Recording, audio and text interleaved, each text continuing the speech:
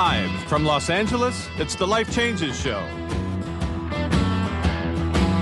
Look at the bright lights. Look at the bright lights. With tonight's guest, founder of Being True to You, recovery coaching Deanne Adamson. Night sky. Look at the night sky. And musical guest Dani Shay. I am Mark Lejeune, and now your host, the MC, the master of change, Filippo Voltaggio. You know, this is Filippo, and I realized just earlier that we have two people that were both a big part of our life improvement workshop a couple weeks ago or 3 weeks ago, whenever it was. Deanne was there, who's our guest, and Dani Shay was there as a participant, and she also sang as well. And it's interesting that I brought that into consciousness because I was thinking how a lot of people were asking leading up to the Life Improvement Workshop, how is this different than other self-help type of workshops? Now, I've done many, and I understand that workshops that were a generation before the ones that I've done, or that I've taken, were really, how do we say this, kind of shame-based. Let's just put it that way. Shame-based and focusing a lot on what we had done wrong as people and whipping us into shape. Let's just say that. And then thankfully that wasn't my experience with the self-help courses that I took. But the ones that I took, my understanding is that a lot of the people that were teaching for the ones that I took had a foundation in those shame-based, wrongdoing kind of workshops, and they were taking it to the next level. And they weren't shaming per se, but it was kind of implied. A lot of what we were doing wrong was also out there, and what we were doing bad. And so there was a sense of you could do better. Now, what we're all about, at least for the workshops that we've created so far, like the Life Improvement Workshop, and for that matter, Life Coaching Bootcamp. In Life Coaching Bootcamp, I like to say we're not throwing anything away. We're not saying anything was bad. When we put a judgment on things, I say, then we start to put more good energy after bad energy. And if we could allow what is to have been, and then we can build upon what that experience actually gave us. So I like to say, like, we're not going to throw the ground pepper away because we're making a cake. I mean, we leave it in the kitchen because we might want to make something else afterwards. So people seem to throw things away like, oh, I'm going to throw my anger away. Well, okay, not okay. Because what was that anger for? Why did you have it? When did you use it? What were you trying to do with it? So maybe it could be redirected. Maybe we can look at it a different way. All of these things. So finding, and most importantly, especially through Life Improvement Workshop, is fun. Fun, funny, joy, laughter, and being able to experience that moment and life through child's eyes, through our happy spirit. And to us, what's experienced in that time is lasting, as opposed to when somebody is shamed into making a temporary change, because that's what ends up happening. So that's how we look at it. And it's interesting because when we talk to our guest, Deanne Adamson, we're going to find out about recovery, and she's going to talk about the past recovery and the transition into the new recovery and the revolution in that, which is what she's all about. And speaking of revolution, boy, we've got an activist, singer-songwriter, actor, Dani Shay in the house, who's going to be singing for us from America's Got Talent and the Glee Project too, and all kinds of other things, YouTube, sensation, et cetera, et cetera. It's going to be a great show. Stay with us here on the Life Changes Show right after this. True performance takes more than just working out. Every day we demand more from our body. But what does your body demand? Hunger is not your body's call for empty calories. It's your body asking for nutrients it's lacking. It's time to reward your body with Boku Superfood, made from the world's finest organic ingredients, vitamins, minerals, amino acids, and essential trace nutrients, all developed naturally and organically from nature's most nutrient-dense foods. Boku Superfood is quite possibly the best thing you can feed your body. So listen to your body. Reward it with pure, raw, beautiful food. Boku Superfood. You are listening to The Life Changes Show, live from Studio NoHo on the BBS Radio Network. You can hear tonight's show and all our past shows, which include luminaries such as Marianne Williamson, Gary Anthony Williams, Sharon Stone, and Alex Gray on our archive page at lifechangesshow.com. Or you can visit us online via Twitter at Life Changes Show and Facebook at The Life Changes Show.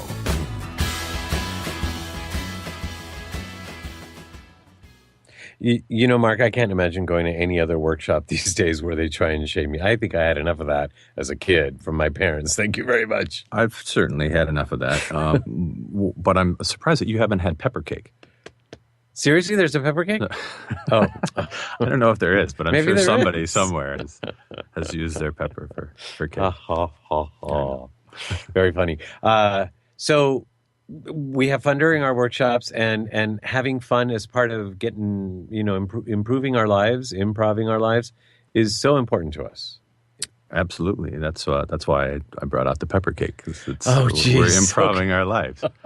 It's we don't have enough fun. And that's, when you had first brought the curriculum to the Life Changes team, I mean, it was something I really wanted to be involved with, because you hear of so much self-help stuff, and there's a lot of this new age movement, the spiritual movement. But a lot of it's a little bit too serious, or asks you to go straight to deep, or to stay in an aware perspective, or can kind of trail off to being judgmental. But, that and a lot of these topics can be served up. Even the topic today, I think, if we were able to do it in more of a fun way, to really be able to look into some of these issues, to where, you're kind of coming at it with a smile, maybe people would be a little bit more open to the information. Well, it's a proven fact that children learn better through play and through fun and laughter. So maybe adults do too. Hello. Well, hello. Speaking of learning, well, there's this is a huge topic. There are things that people are trying to get at, and being true to you is the way that our guest looks at it. Integrative recovery coaching is what she does. She's paving a new era of addiction recovery through revolutionary in-home recovery systems. And what I love is what I read about this, and where is it?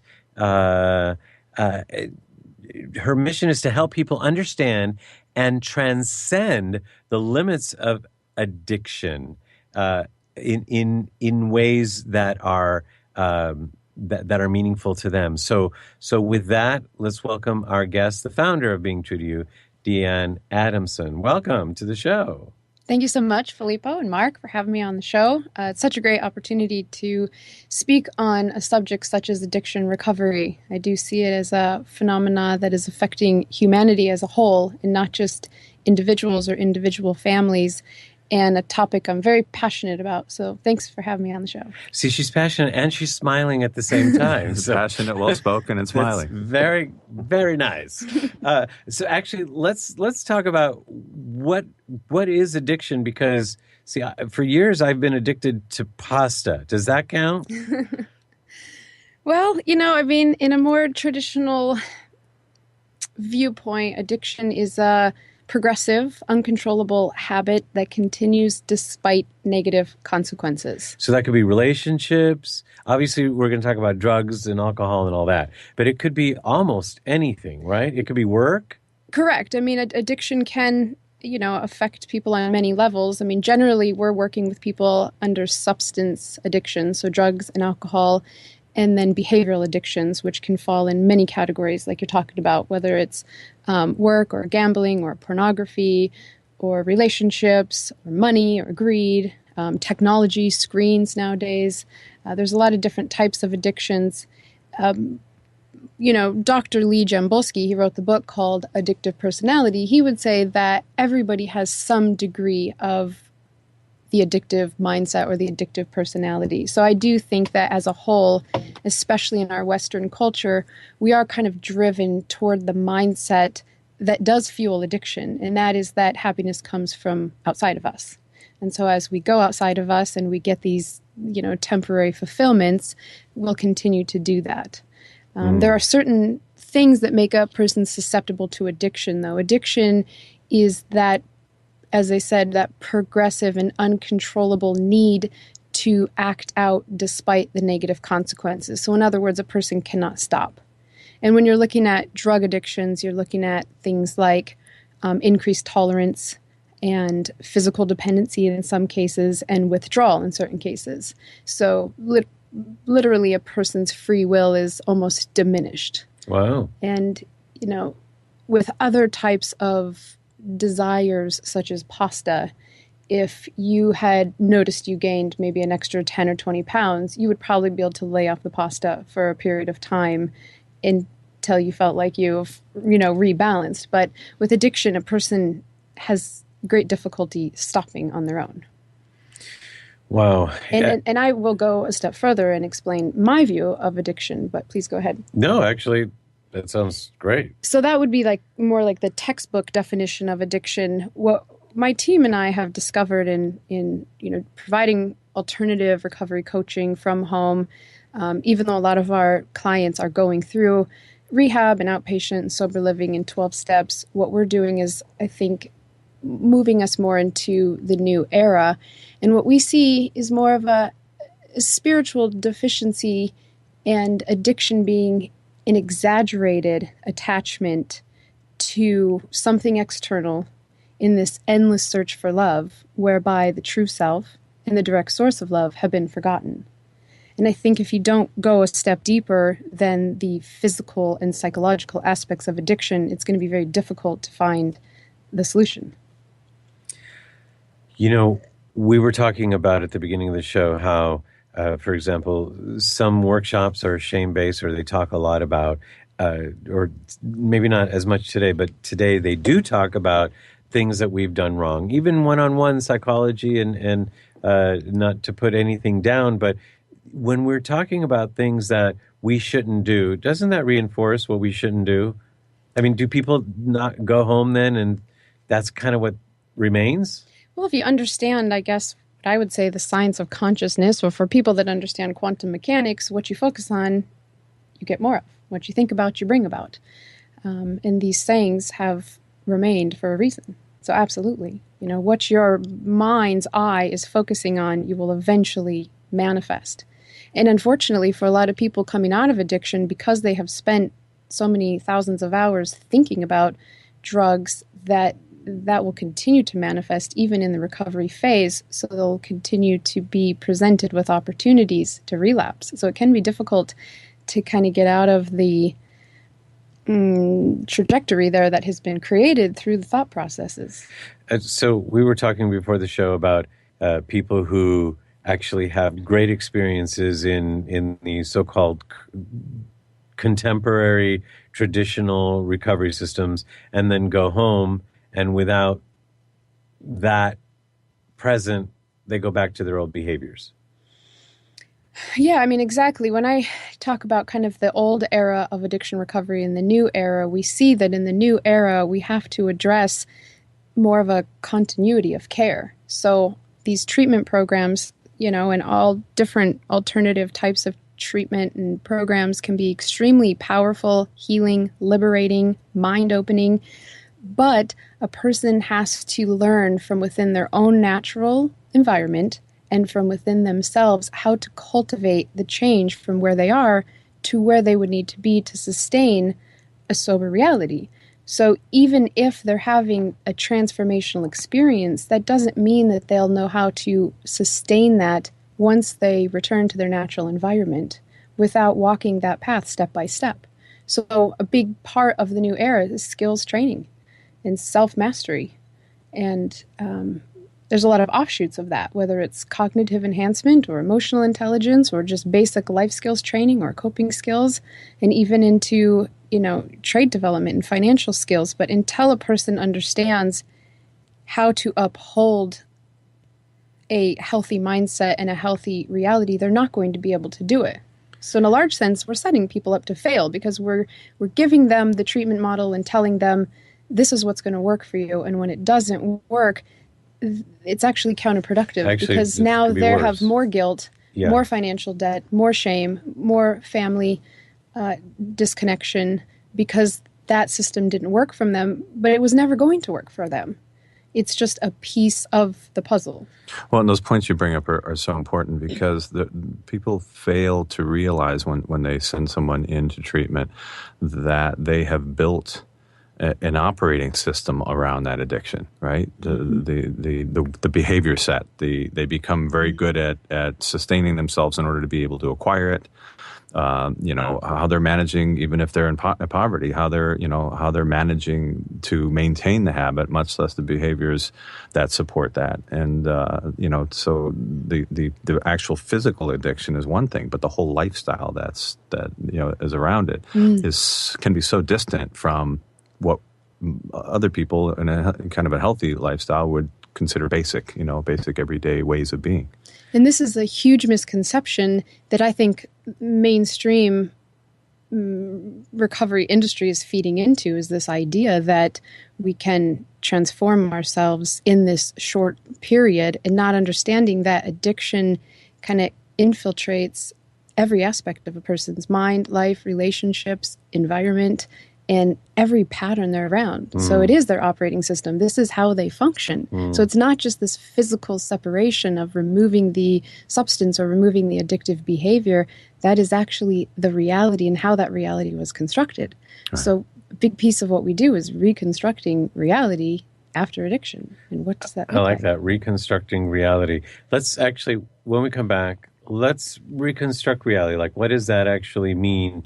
How does one take what you do home and work with it, because we want people to not only get something from this, but also be able to go to beingtruetoyou.com, just as it sounds, beingtruetoyou.com. And I know you do free lectures to the public on these, so we'd like to know a little bit more about what you give, and then you obviously have the events and the one-on-ones and all of that you do. So we'll be right back with our guest, Deanne Adamson, and a little bit later on, our musical guest, Dani Shay, on the Life Changes Show right here. Listen to these words. He would not be beat by forces too fierce for man, woman, or beast. As the going got tougher, his courage increased. It's a little story with a big message, a message that speaks to children of all ages. It's about believing in yourself, overcoming obstacles, and never giving up. It's been called a masterpiece, one of the finest children's books ever written, and a true children's classic. Shadoe Stevens has been called Dr. Seuss for the 21st century. His big little book, The Big Galoot, is a story about bullying. Bullying has become an American epidemic, and The Big Galoot talks about it in a way that will touch the heart of a child of 4 and a grandfather of 104. It's the story of a little boy with size 42 hands, the biggest hands anyone has ever seen, and the kids laugh at him. Then the laughter turns mean. They mock him and trip him, and much worse. But throughout it all, Warren Galoot says, "I'm a Galoot, but I have good luck. You can't get me down. I never give up."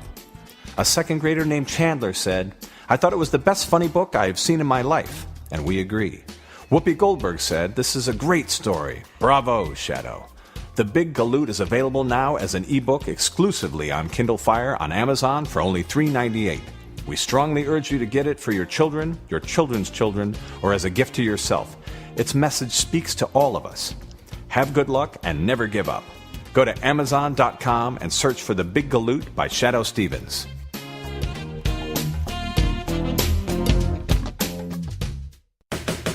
You are listening to The Life Changes Show, live from Studio NoHo on the BBS Radio Network. You can hear tonight's show and all our past shows, which include luminaries such as The Green Children, Dan Millman, Hot Rod Fuller, and Mike Marino on our archive page at lifechangesnetwork.com. You can also follow us online via Twitter at Life Changes Show and Facebook at The Life Changes Show. We're back. I am Filippo Voltaggio, sitting here with Mark Lejeune, and our guest right now is Deanne Adamson of Being True to You, Integrative Recovery Coaching. And we've been talking about a subject that is extremely important. You are very eloquent on the subject, and I know that we want to get into what people actually do at home with your systems and give people also something that they can do right now to start thinking about it before potentially they contact you all. But I have to ask you, did you come to this work as something that was personal to you, whether yourself or a family member or a friend? How did you come to this work? Yeah, great question. I never grew up saying I want to be an addiction recovery coach. So it was not in my dream, but what was in my dream was to create a tipping point in consciousness to help change the world. There's a lot of factors that are at play here. I think it starts, with my childhood. First of all, I had an amazing childhood, a great nurturing upbringing, and I think that really showed me what it means to be a healthy, happy individual. So I had that within me. And then through my later years, yes, addiction definitely has been a part of my personal life. I've seen it in my family. I've seen it among my social circles. And then probably the biggest thing was transcending my own desire to use substances about 5 years ago. I had just been leaving the counseling. I was trained as a counselor, so I was already in the helping profession. I didn't feel like I was really making a difference working under the medical model for many, many reasons. So I left and started a life coaching business. And right around that time is when I, without choice, without planning, without forcing, without trying, just by following my passion, I literally transcended the desire to drink after 15 years of pretty heavy drinking. My whole life was around drinking. And then I started doing addiction recovery coaching after working with an alternative addiction treatment called Ibogaine. And as I started doing before and after care for the medicine, I started to connect the dots between my life story and what I've been through and my experience, and really seeing how we evolve naturally in our environment. And when it comes to creating permanent changes, it's happening internally and it's happening in our own way. And so I mean, there's a lot of different reasons, but I can just say that, I was saying transcending substances, I feel like that happened to me on purpose. It happened right before I entered into this industry, and I saw that when people are recovering from addiction, there's this kind of stigma or this idea of how it has to be done. In other words, it's a pretty miserable thing. It's very daunting. You've hurt a lot of people, therefore you're going to suffer. It's going to be very expensive. You have to take it very seriously. You're going to have to uproot your life, leave your, everything that you know, go. And it's very shaming too. It's very shaming. Go create a new life based on a model that is handed to you, and then go back and try to hold all that together. So when I look at my personal experience, I think I had that to show me through the work that I'm doing that it doesn't have to be that way. It doesn't have to be this coercion from your family system. It doesn't have to be this daunting, miserable process. It doesn't have to be this struggle where you suffer in pain through recovery. It doesn't have to be a life of limits where you're no longer happy and you can't feel that euphoria anymore. In fact, it can actually be exciting. It can be an opportunity for change. It can be an opportunity for growth. It can be a very joyful, transformative moment when you allow yourself to naturally mature out of the addiction. And this kind of leads into your next question of how do people do this? How does that happen? How do you know what my next question is? You're psychic too now. Well, because you had a two-part question to start. Yes. Hey, Deanne, how do people do this? Good question, huh? Well, I speak a lot on just naturally maturing out of addictions because what I see, and research actually supports this as well, in Ann Fletcher's book called Inside Rehab, you'll see, her testimonies of all the research she did that when people finally do get sober, they're getting sober from within their own home. Most people are relapsing out of rehab. It's not because what they're learning in rehab is not productive for them or is not helpful for them. It's that they leave their home environment, they learn a new way of being, but then they have to go back and figure out how to create that on their own. So, and they're in the environment that fed that addiction, right? Everything in their home and everything in their life reminds them of that. Exactly. So as far as, what people can do, I think the most important thing is starting with preparation. Most people will wait until last minute in point chaos, point crisis, and then jump into rehab last minute. By that point, they're desperate for help. It's easy to take advantage of individuals and families. They'll pay pretty much anything because they're at the end of their lifeline and, they want to save their life. And then they jump right into rehab. My message to everyone is to think about from within you, what is it that you want to create? What is it that, why do you want to change? Why is this important to you? What are your intentions around that? So preparation is extremely important. And there are many aspects to preparation, whether it is setting intentions and knowing what it is that you want to do and why you want to do it for you. I mean, in the old era, I see that, people are being pushed through fear and extrinsic motivation in order to create change. And ultimately, that is going to fall short. A person always, they say people have to hit rock bottom, and it's mostly just because they have to find that will within themselves. And you don't have to wait until the end. You can start thinking ahead of time. Why do I, what is it that I want with my life? Why do I want change? Why is this important to me? What will be strong enough for me to really fight for my life and to fight for change? And then what you were saying about, the environment, and they go back to their environment and all those triggers that are there, you have to start to prepare. You have to prepare your mind for change. You have to prepare your body for change, and you have to prepare your environment for change. You have to start to prepare your relationships and communicate the change in dynamics in those relationships before you go into treatment. If you go right into treatment and you come back, you're going to walk right back into that mess exactly where you left off, and it's pretty much inevitable that you'll go right back to where you are. But there's so much that a person can do. And, when we're talking about addiction, people have a lot of time before they're usually seeking help or going into treatment. So there's quite a bit you can do mentally, emotionally, physically, socially, environmentally in preparation for change. While you were talking, it's interesting. I was getting this vision of a marathon runner training. That's not something you can most people can't typically say, I'm going to run a marathon today. And yet the amount of change that happens, around that preparation, the way you eat, the way you exercise, all the preparation that goes up to that event, it's just kind of, it made me reflect on all these other aspects of change that leading up to it. That's a major event, like we were saying earlier, that is, cascaded throughout all of the other lifestyle elements. And, to ask somebody just to walk in and change and not have that preparation or not to be aware of all of the other things, that may or may not face them mentally, emotionally, physically, the ups and downs, all of the...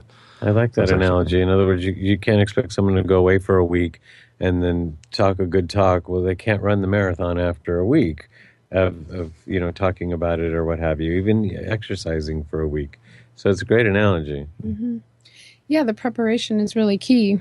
And some specifics there, when you're looking at your environment, clean up your environment, get rid of paraphernalia, put stimulating things in your environment, such as books or musical instruments, or, replenish your kitchen full of superfoods, pull out your old hobbies if you like to paint, put brain training games or puzzles out on your table so that when you come home, you're in a very stimulating environment, an environment that, inspires you, an environment that, encourages you to use other methods to soothe, the emotional difficulties that usually lead to addiction. When we come back, I have to ask the question, and that is, not everybody wants to change. And sometimes it's everybody around the person that wants them to change or to stop a certain behavior.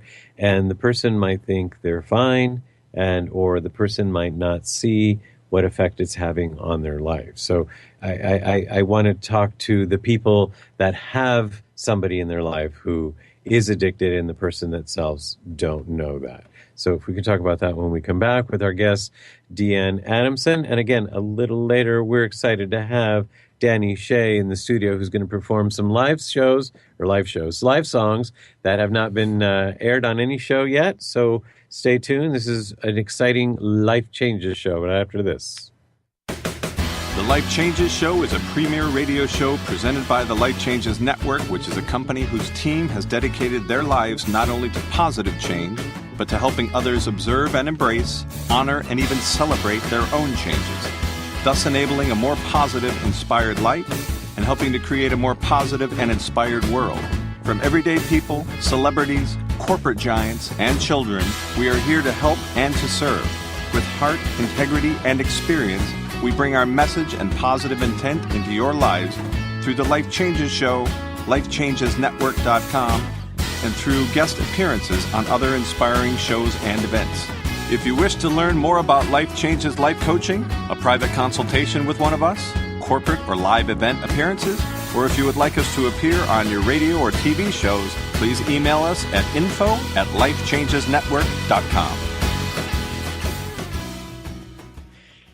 We are back. We are talking with our guest, Deanne Adamson, and I'm Filippo, and I'm sitting here with Mark. And Mark, we know people like this. I mean, not that we haven't been there ourselves in certain cases. We know the people, but everybody does, right? Everybody has somebody that they either know or, it's close to them or in the family, the community. That's the thing that was coming up for me before we left for the commercial break. And Deanne was talking a bit about it before, but, it's not a one-on-one. It's not a personal issue.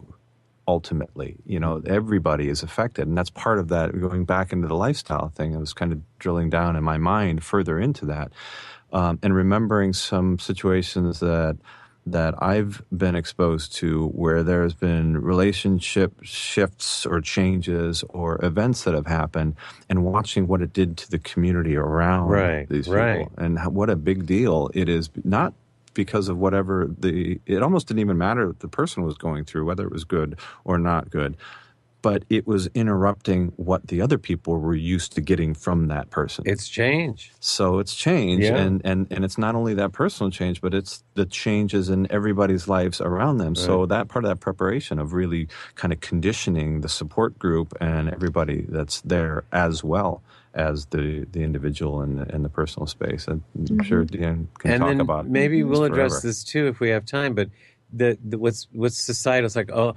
God, I need a drink, or something happens like, oh, I need a cigarette, and then we joke about this stuff. Or do you need So that's part of our society too. People, something changes, I need a drink, right? So let's start with what if people around you? Didn't they mean green juice? Or no? I need water. Sparkling, the hard stuff. So what was your question exactly? All of that. How do we fix all of that? So let's start with there's somebody in your family or a friend who is addicted and they don't know it, or they don't want to seek help yet. What do you do? Well, I mean, I will slightly disagree on what you were saying before the commercial, in that people don't want to change. They do know they're addicted. They do know they have a problem. They know more than anybody else around them that they have a problem.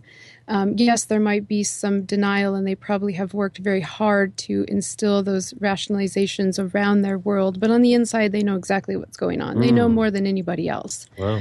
And I don't think it's that a person doesn't want to change. It's that they don't want to lose the good feeling that they have. Yes. And if they really understood that there's a limit on how good you can feel in addiction. And actually, through a full transformation, you can reach much bigger heights of euphoria. And I think the addict population, if you want to call it that, they really are the seekers. I think they are the spiritual seekers, and they love to bathe in that feeling of, euphoria and gratitude and joy and happiness. And so if they can synthetically create it, why not? But there is a world on the other side. And I think just the way that we have set up the addiction recovery pathway, it is unattractive. It's unappealing. It's really daunting. Why would I give up my lifestyle when I have sure ways of feeling good every day for the alternative? It's a lack of awareness. And let's address the culture of like, I need a drink, or I need a cigarette, or let's go do, this or that, because this just happened in my life, right? Or it's Friday.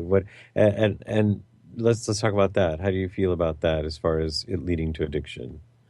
Well, I think there are, pre-causal conditions within a person's brain that lead them to become addicted. So in general, if you give 100 people, heroin, maybe only 25 of them are going to become addicted. Really? Same with, cigarettes, alcohol. Not 100% of people get addicted from using substances. There are, pre-causal conditions that make a person susceptible. So, I guess if you're going to ask me what I think, I think for each person, just having the awareness about why am I going to the refrigerator for ice cream again? Why am I stepping out for the cigarette? I don't think that the behavior in and of itself is something to feel ashamed about. I think it's more the awareness of why am I doing this? What am I really seeking? What is really missing? Why do I need that right now? And what is that going to fulfill?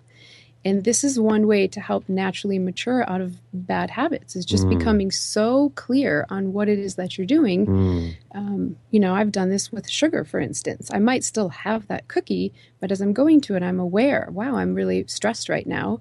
And I'm having that cookie to kind of calm me down. And the more I see that is really an ineffective strategy, because the more sugar I have, it's actually creating more of an emotional turmoil in my body, which can create more stress. So the awareness starts to lead me now to the green juice, as you were saying. So my thoughts on it, I don't think as a culture we need to be too attached to either direction in terms of going in extremes and never having that cigarette or never having that alcohol. But I think as individuals, we have to make that choice for ourselves. What do our habits lead to ultimately, and how much control are our habits taking over our life, and what can we do to ease the attachment to those habits and just start to experiment with other strategies that will bring the same relief, the same joy. Well, this is kind of the opposite, but using the same strategy that you're talking about. I really like coffee. And I know that coffee does have an effect on a lot of people, myself included. It can wake us up. But when people have said to me, well, Filippo hasn't had his coffee yet, so he's not awake, I say, no, I'm awake. I'd like to have a cup of coffee, but I don't need a cup of coffee to be awake. I make that very clear for myself, that I don't need a substance to wake up. I can wake up without it. I just prefer having a cup of coffee. He prefers coffee and pasta. I've gotten years without having coffee, so I know I'm not addicted to it. But I think the way we talk about, like you said, the cookie kind of thing, or having a drink and all that, the way we talk about it is like, oh, I can't handle this, I need a drink. No, you can handle this. Now, if you want to drink, we can go drink, but not so that you can handle this, right? Yeah, and again, I just think it's an individual choice. I like how you restructure it in your mind so you're very clear where you're at, because there is a lot of social pressure and social conditioning and media conditioning around these addictions, and there's a lot of stigma around certain addictions. Some addictions are very acceptable and some aren't. Drinking, you can be an alcoholic, no one's going to say anything to you because it's so easy to just fit into the norms. But when you're using something like methamphetamines, all of a sudden, that's not acceptable. Right. You know, cigarettes, sugar, the worst drug on the planet, caffeine, Over the nicotine, counters. you know, NyQuil. these things are acceptable. So sometimes addiction depends on the culture that you're in and how they view it.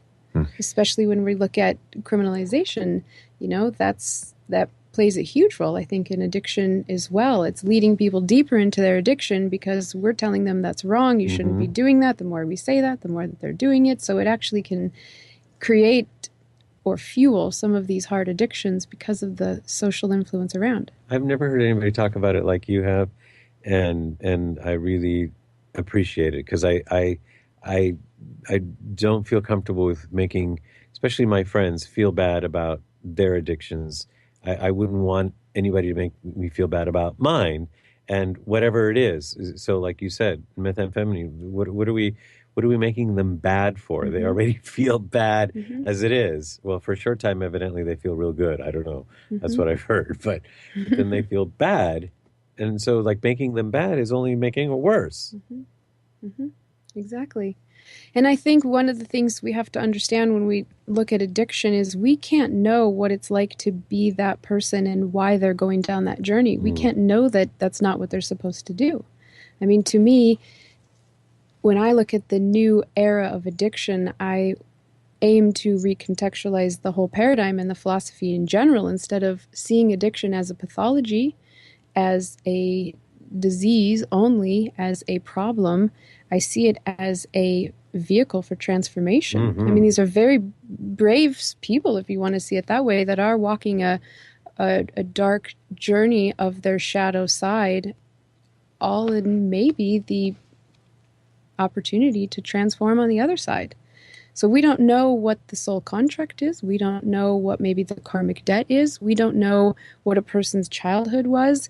Maybe they're doing really well for the childhood that they had. Maybe finding methamphetamines as a self-medication has brought them further in life than if they didn't find it.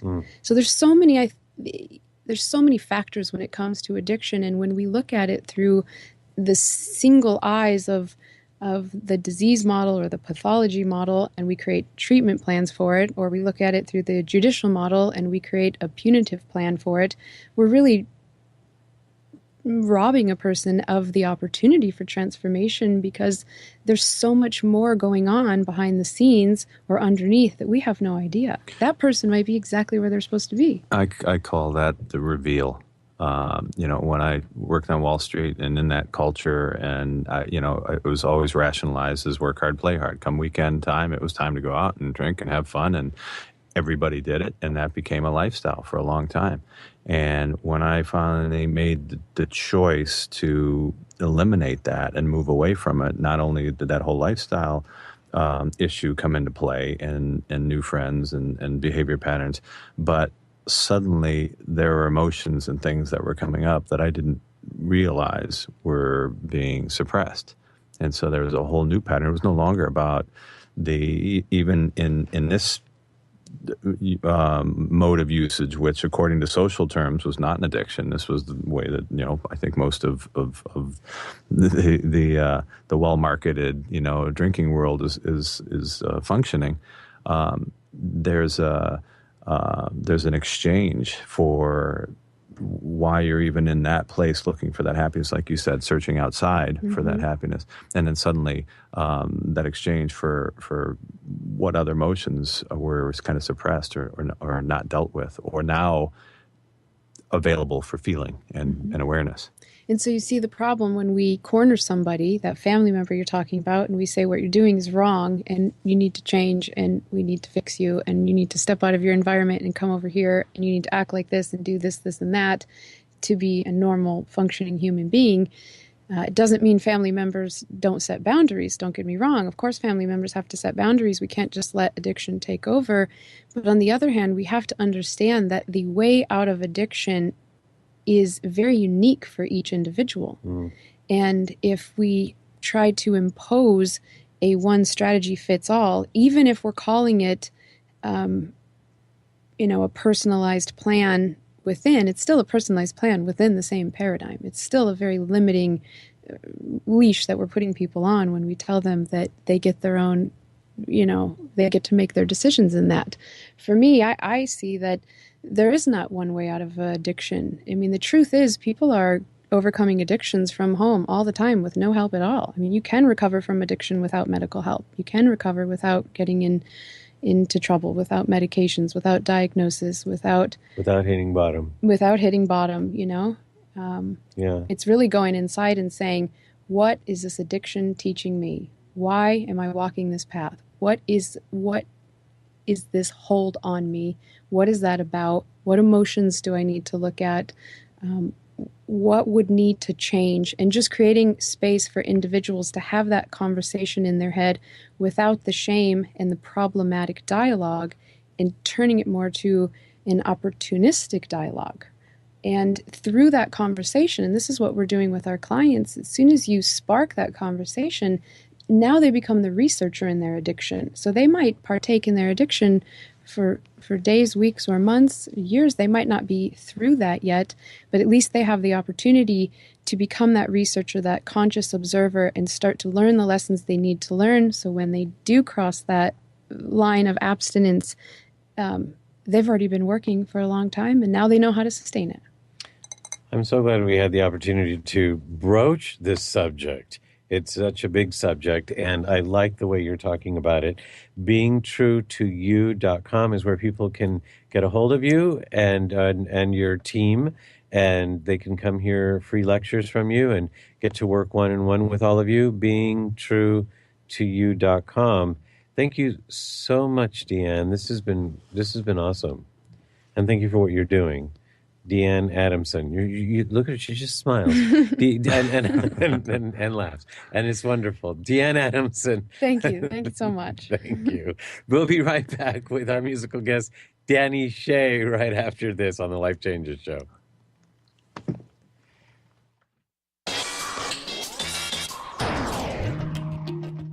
There are self-help seminars costing thousands of dollars guaranteeing miraculous transformations. There are compelling speakers and life-changing weekend experiences where you can walk on fire. They all deliver revelations that guarantee you'll come back for the more expensive revelations filled with even greater wonder next month on Fiji. We get addicted to positive, heartfelt, expensive theater. What we really need is a jumpstart, an awakening, someone who can give us a reminder that everything we need lies within. Through inspiration and practical knowledge, Dorothy Donahue helps people get grounded and motivated, inspired and energized. It's not just words and affirmations and the power of intention. It's a mindset brought about by a tangible, transcendental experience, an audio-visual, physical, spiritual experience that helps us realize we transform ourselves. We get tools to become the conscious co-creators of lives of unlimited potential. Find out more. Go to DorothyDonahue.com.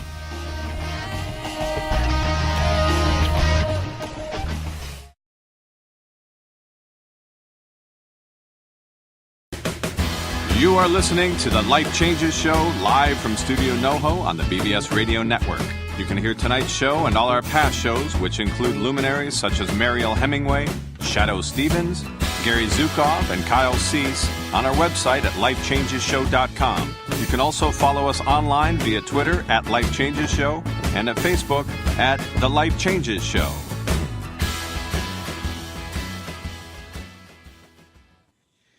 We are back. Wow, what a really insightful show this has been. And speaking of insight, we have a lovely young lady in the studio by the name of Dani Shay. She is a singer, songwriter, actor, and activist.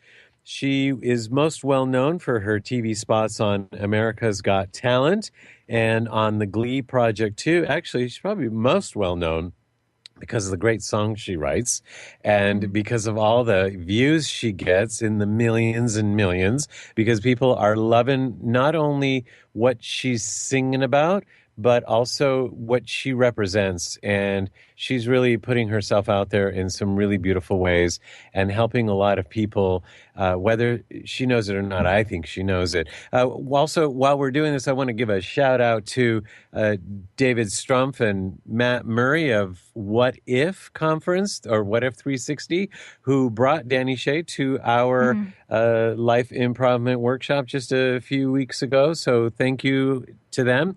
And Dani Shay, welcome to the show. Hi. Thank you. Thank you for what you said as well. And Deanne, right? It was just great to hear from you, and everything that you said resonates and is exciting to know that other options are being presented to people. So. And in an interesting sort of way, when you performed at the Life Improvement Workshop at the Hollywood Improv, in a way, that's part of what you're about. It's like not shaming people, allowing people to be where they are and finding the beauty in them, right? Absolutely. And like you both said, making light of and appreciating where someone is, not making light of in a way of... making fun of them. Or making it less important or significant. Right. But I mean, finding the light and finding the humor and the joy in all of it. And the process of coming to know ourselves and our connection to life and everything. And music is my way of it's my thing that helps me to not turn to other things, right? It's like the thing that it's been my therapy. It's been my way of alchemizing and processing. And for years, actually, right? You started with the guitar very young. I started with the guitar at 16, but before that I had always been into writing and singing and doing improv and all kinds of theater and things like that. So any creative activity, really. I love to draw, create just arts and crafts. It was always finding some kind of creative outlet. You know, talking about not making light, I know you take something that it could devastate some people, but you took it and actually made a song that is helping a lot of people and is really poignant. And I'm talking about, you know, the question of, I even hate saying Girl it. Or boy? Yes, thank you. Right? Don't hate saying it. I think it's completely relevant for the times too. I mean, it's a big question. It's not one of the songs I was planning on playing today, but please do check it out on YouTube because it addresses the topic of gender and the ideas and the constructs that we've built up around these ideas of masculinity and femininity, and how, speaking of shame, how men are shamed, boys are shamed for having feelings and emotions, and are turned away from really learning how to process and express those things. And I think it's extremely damaging to their ability to connect later on if they don't learn how to connect with themselves and understand their own feelings and emotions. And then on the flip side, for girls and women, I feel like it's damaging.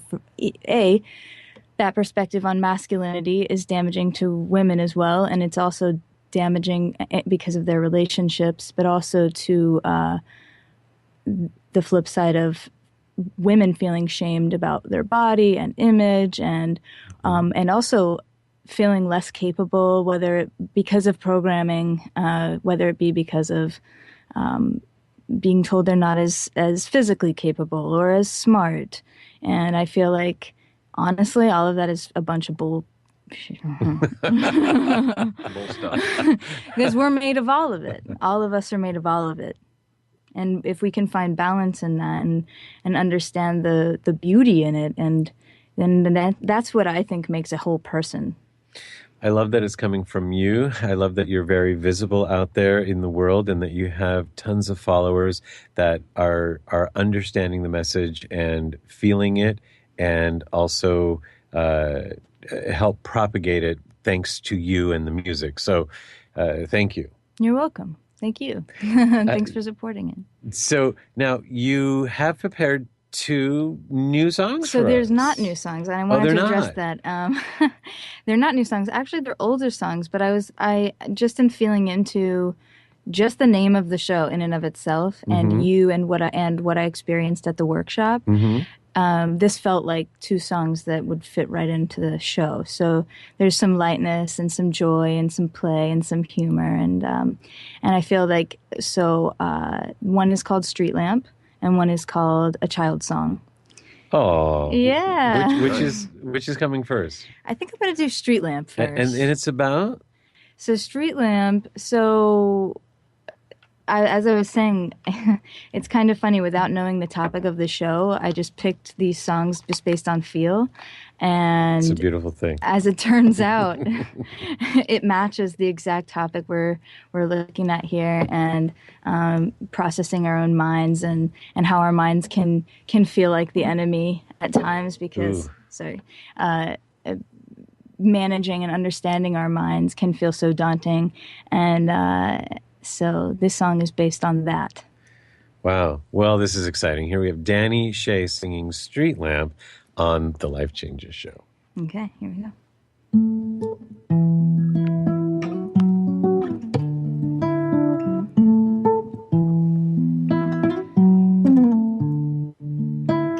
Sometimes I'm steady like a rock.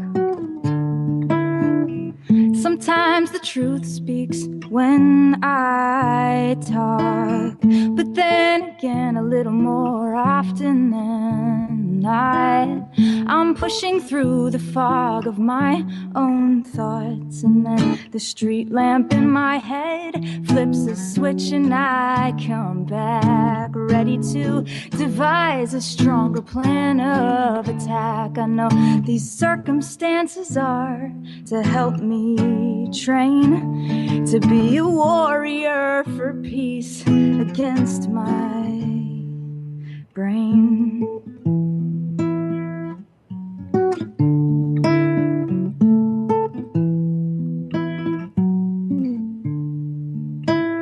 Sometimes I'm open to receive. Sometimes even when my eyes are closed I can see. But sometimes in a matter of minutes I'm so far down that suddenly I'm looking up to see the ground. And then the street lamp in my head flips a switch and I come back ready to devise a stronger plan of attack. I know these circumstances are to help me train to be a warrior for peace against my brain.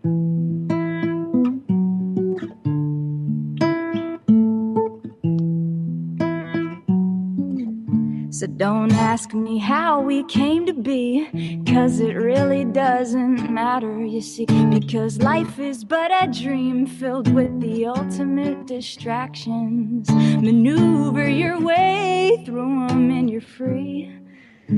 Oh, if you get there first, come find me. Come find me, yeah.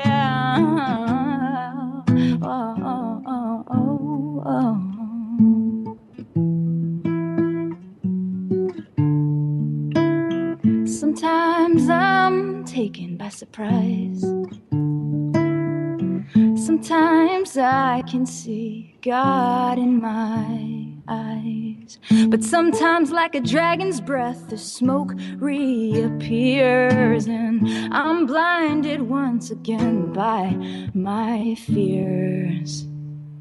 But then the street lamp in my head flips a switch and I come back ready to devise a stronger plan of attack. I know these circumstances are to help me train to be a warrior for peace against my brain,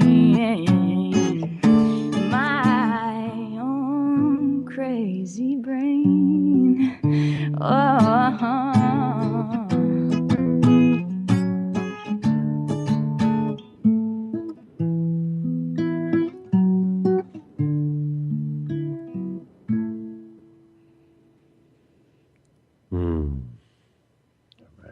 All right.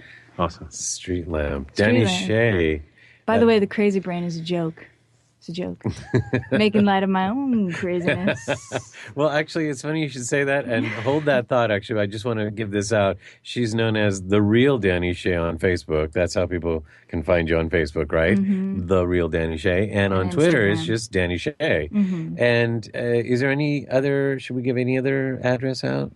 Is there a website or Instagram? If you wanted to find Instagram, it's The Real Dani Shay. Twitter's just Dani Shay, yeah, like you said. Okay. Is it? Very cool. I have a website, but it's under construction. Right, I was trying to get on it today. Yes. Just wouldn't let me. So I wasn't wearing my construction hat, I guess. So talking about that, your crazy brain, quote unquote, as you said. I have to say that I've seen you in situations like, well, obviously on YouTube and live and all that. You're very poised. It's like, it seems like nothing can rattle you. Right? Do you know you come across that way? I mean, you're just like, you come across so grounded. Wow. Thanks. That's good to know. I mean, yeah, we all have our moments, I'm sure. And it's a matter of just finding ways to bring myself back. And thankfully, I've also done a series of different kinds of trainings and courses and things, and I've invested time and put a lot of time into developing skills to be able to manage my mind, because I was, sabotaging and living in states of fear that were really holding me back, from being able to fully reach people and do what I want to do. Sounds like the human condition. Exactly. So exactly. Here you are, reaching people through your music and sharing the process. She's perfect for today's show. Absolutely. That song could have been like a poster song, right? I want her to say something. And what a compliment, both guests. Thank you. And we've had a number of listeners write in. So really loved having both of you here tonight. Right on. Yeah. Well, I'm addicted to music, so I'd like to hear another song. All right. Sounds good. So this song is a child song, and this is funny because it just brings it right back to what you said at the very top of the show, which is that it's all about playfulness and fun and joy and tapping into that. And people, I feel that as we grow, especially in the way our society operates, is like shutting down that playfulness and that child inside, and that creativity and that excitement. In school, it's very much like pay attention and do what you're supposed to do and stay in line. And I get why. I understand. I see why that is a system that's in place. But I feel like it's so needed. It's so necessary. Play and tapping into our inner child is like, it's medicine for our souls and for the world. Interesting. I saw an infographic comparing all of the demands in the prison system and using the same language for what we go through in the school system. It's really kind of eye-opening to look at that from just an instructional perspective. So, absolutely. More play, please. It's very numbing. It's very much numb and detached from your real feeling. Yeah. So speaking of the real feeling, you came up with the idea of doing that song. Of all the songs you could have picked, you picked that song, and you had no idea what the monologue was. No. Nobody did. And so Isn't it wild? there you are. You tuned right into it. So we're booking ending. We're booking ending. Book ending. Thank you. Thank you. Yes. Thank you, Dani. I'll be the other bookend. And this is the child song? A child song. A child song. Yeah. Dani Shay on the Life Changes Show. All right, here we go. Actually, I'm going to do one more up. Okay.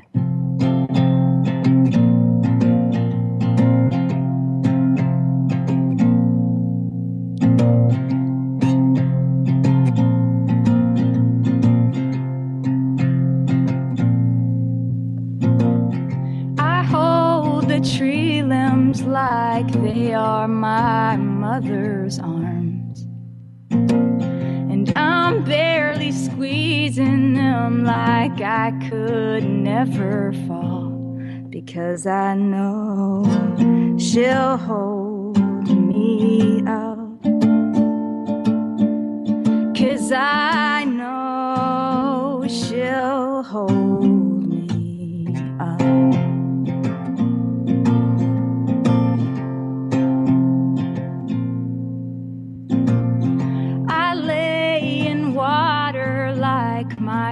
father is the tub.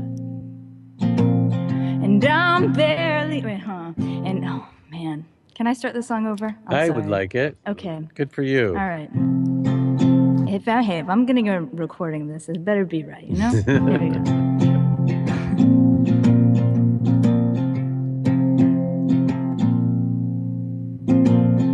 I hold the tree limbs like they are my mother's arms.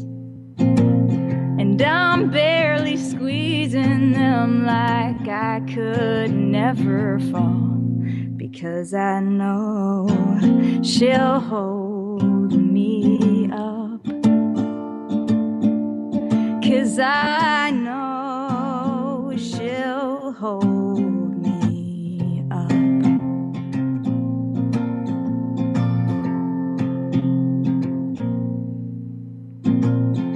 I lay in water like my father is the tub.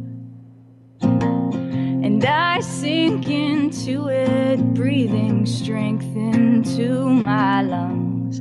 Because I know he'll hold me up. 'Cause I know he'll hold me up.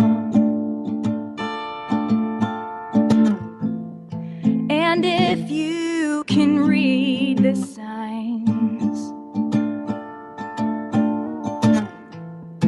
and if you can read the signs, I know you will find your way home, home, home.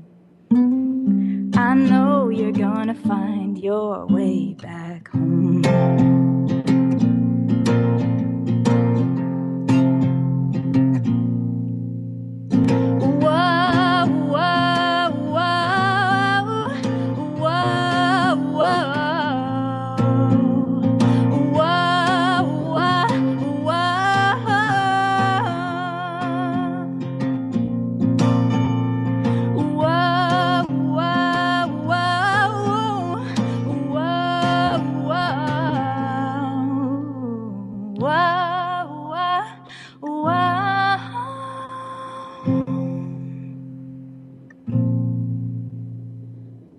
I have been praying underneath my windowsill, and up until this point I have never felt so real.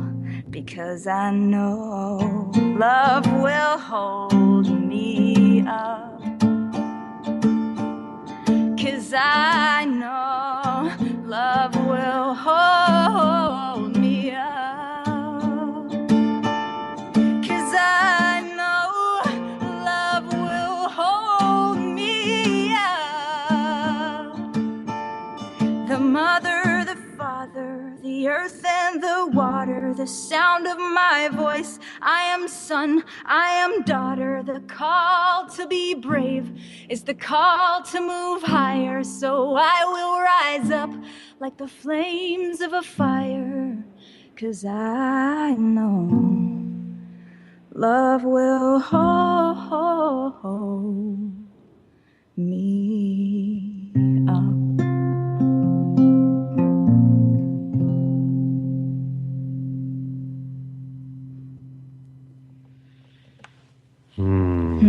Wow.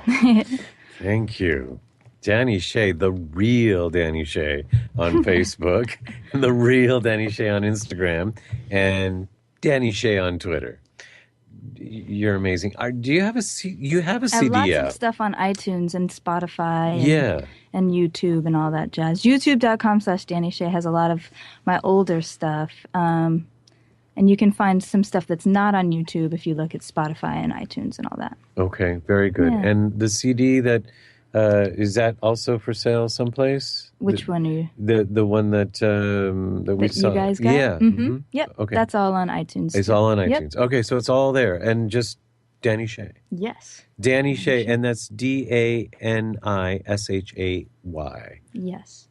And before we go, Dar from Las Vegas was kind enough to send in the recipe for pepper pound cake. Oh, there seriously is a pepper pound So cake? we can have our pepper cake and eat it too. There you go. Thanks, Dar. Thank you, Dar. We had a great show, actually. This is very exciting. It's so great to have you here. Thank you. Dani. And then isn't it funny that you commented on me being poised and then I messed up on my own?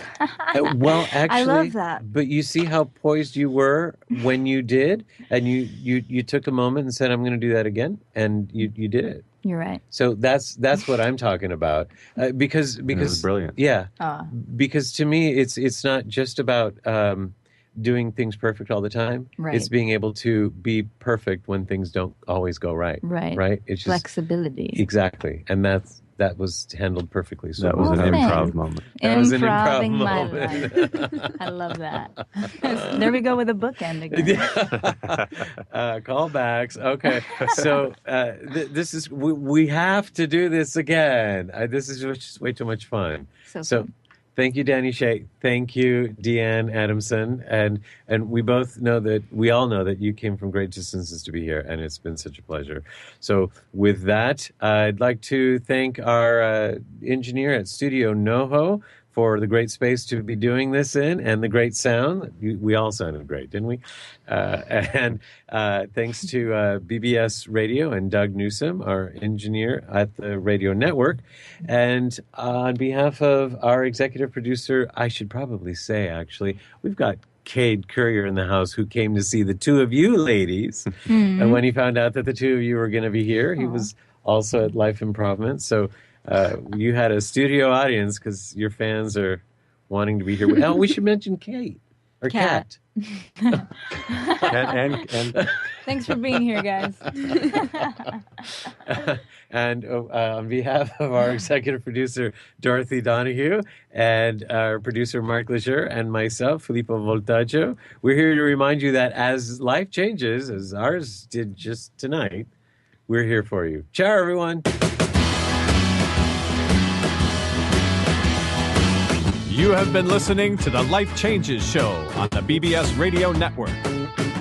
Listen live every Monday night at 7 p.m. Pacific Time and visit us online at lifechangesnetwork.com, on Facebook at The Life Changes Show, and on Twitter at Life Changes Show. Join us again next week as we consciously explore and embrace the only constant, life changes. The Life Changes Network is an entertainment network. The views and opinions expressed are those of the guests and participants and do not necessarily reflect the views and opinions of Life Changes.